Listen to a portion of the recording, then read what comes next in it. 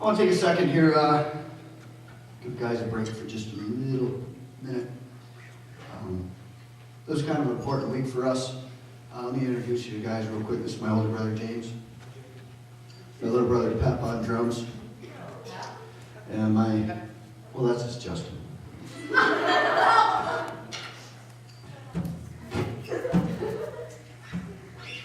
Anyway, I want to tell us a story about two kids that were very dear to us. First one was our nephew, Jade.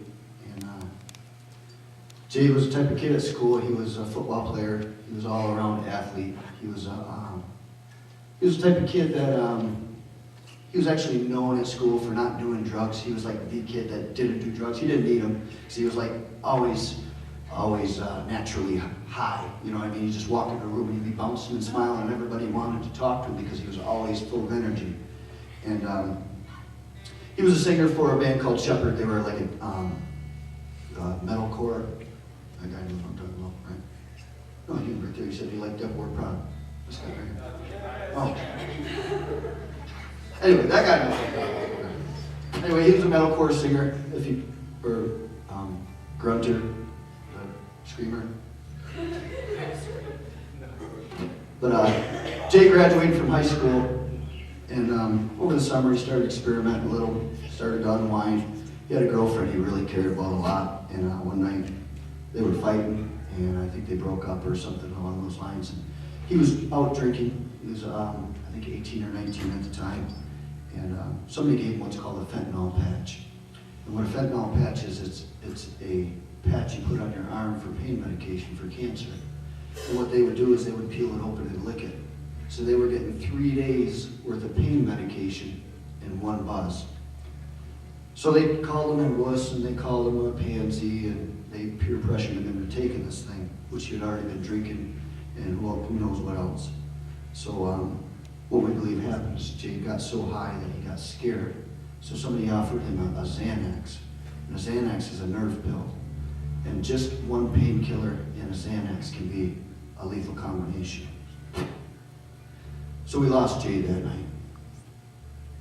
Or the next morning, we don't know for sure. My daughter, who's 12 now, she was 7, 8 at the time, and still has nightmares. Sorry. Anyway, I told her, when you get older and you're faced with that decision, always remember it only takes once.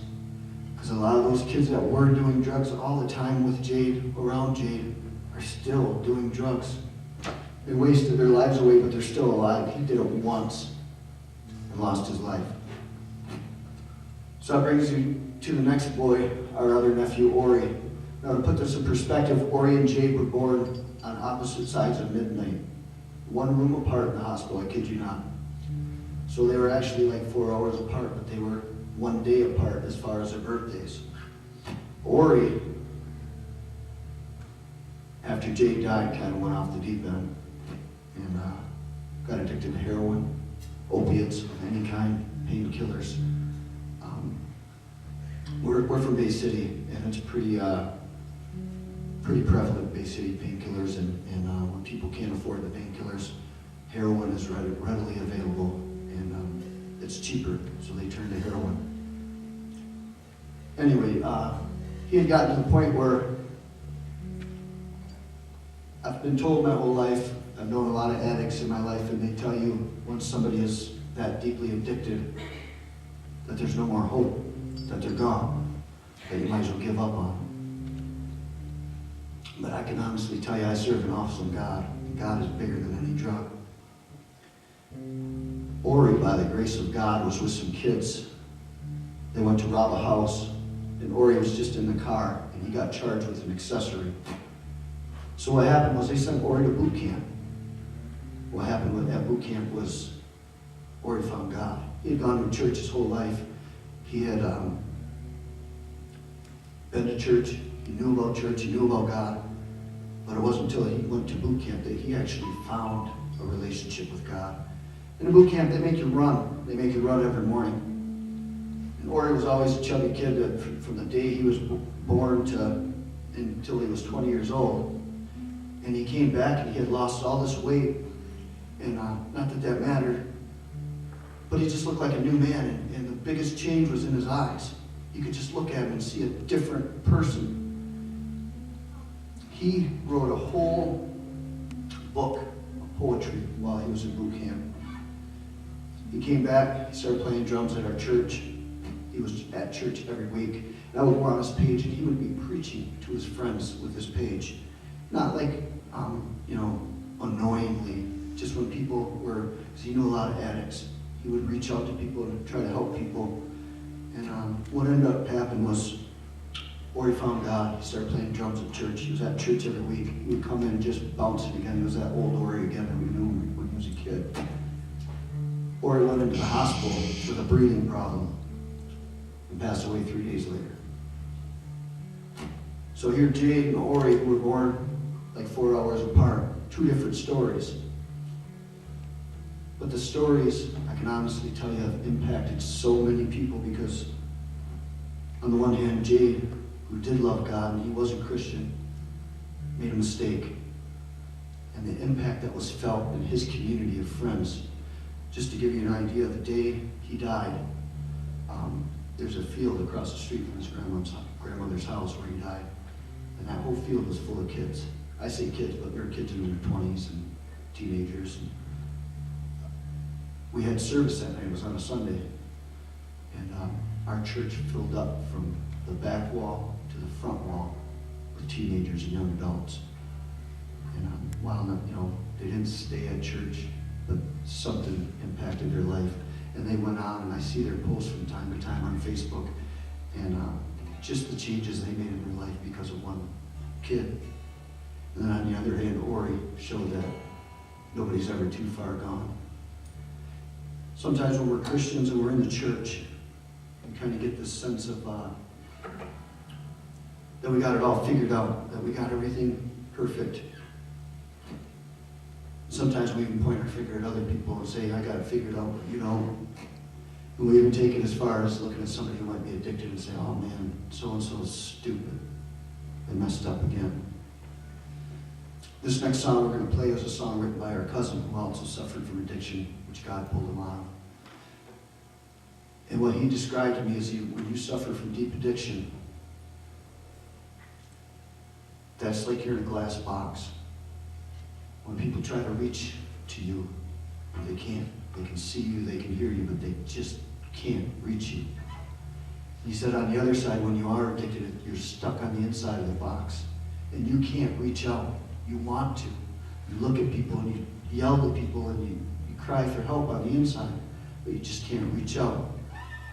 So I just want to encourage anybody here tonight, if you know somebody at school, somebody in this room that is addicted, don't ever stop reaching. Don't ever give up on them. Because God's bigger than any addiction. And if you are the person that is addicted, don't ever stop asking for help. The song's called Reach.